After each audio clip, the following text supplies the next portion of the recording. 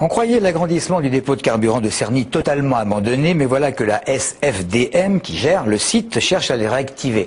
Elle a présenté hier une étude d'impact de la hausse du nombre de camions sur les petites routes du sud du département, et les élus sont ressortis furieux de voir ce projet revenir par la fenêtre alors qu'ils pensaient l'avoir chassé par la porte. Christophe Garnier.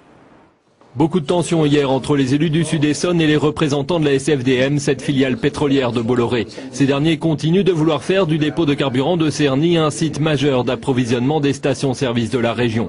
Ils souhaiteraient faire passer le stockage de 150 000 m3 à plus d'1 million. Autant dire que le nombre de camions-citernes déjà très nombreux sur la RD 191 exploserait, même si les salariés de la SFDM en minimisent l'impact. Ils ne parlent que de 200 allers-retours supplémentaires quand les associations en craignent 400.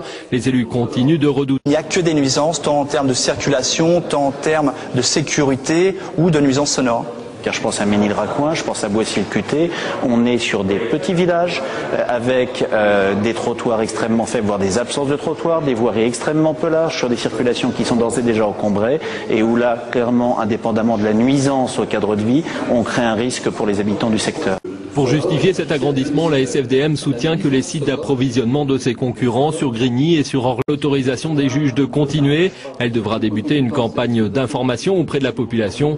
La réunion d'hier pourrait en constituer les prémices.